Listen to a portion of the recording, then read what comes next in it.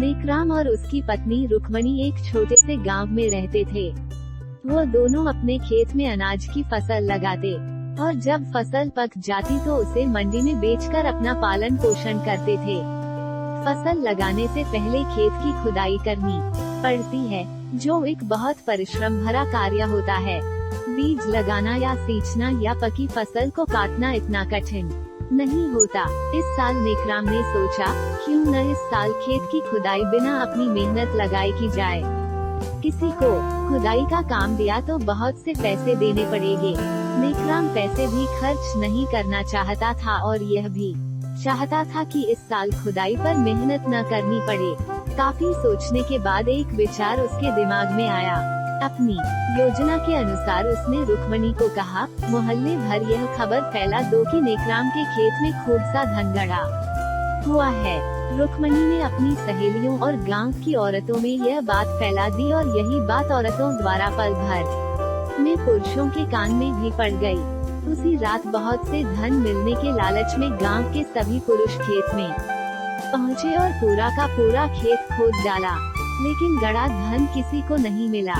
सब थक हार के अपने अपने घर लौट आए। अगली सुबह जब नेकराम उठा और अपने खेत को खोदा हुआ पाया तो उसकी खुशी का ठिकाना न रहा। उसे अपनी चतुर बुद्धि पर गर्व होने लगा। उसने तुरंत बीजों की गठरी उठाई और खेत में जाकर बीज बो दिए। उसे बीज बोता देखकर गांव वाले अपने को ठगा सा महसूस समझने लगे।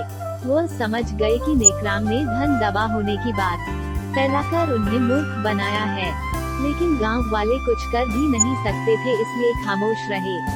कुछ महीने बाद नेकराम की खेत पकी हुई फसल से लहरा रहे थे। बस उन्हें काटकर मंडी में बेचना ही बाकी रह गया था। नेकराम ने सोचा, कल से कटाई शुरू करूंगा। यह सोच वह खाना खाकर सो गया। अगली सुबह जब नेकराम उठा और हाथ मुंह धोकर जब खेत पर पहुंचा तो वह हैरान रह गया। उसने देखा सारी फसल कटी पड़ी थी और इतनी बुरी तरह से काटी गई थी कि कोई भी उस अनाज को नहीं खरीदता।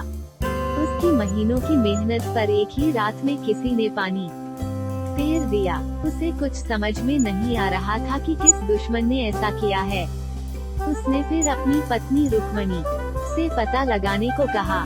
रुक्मणी जब अपनी सहेलियों से मिली तो पता चला कि कल रात किसी ने गांव में खबर फैला दी थी कि नेकराम ने अपनी फसल में बहुत सा धन छुपा रखा है, इसलिए छिपे धन को ढूंढने के लिए सब गांव वालों ने उसके फसल को तहस नहस कर दिया। उधर नेकराम अपने किए पर पछता रहा था और इधर गांव वाले लोग उसे सबक सिखाने पर जश्न मना रहा था। दोस्तों, शायद आप इस कहानी से यह समझ चुके होंगे कि दूसरों को ठगने की कोशिश करने वाला एक न एक दिन पकड़ा ही जाता है और उसे पछताना पड़ता है।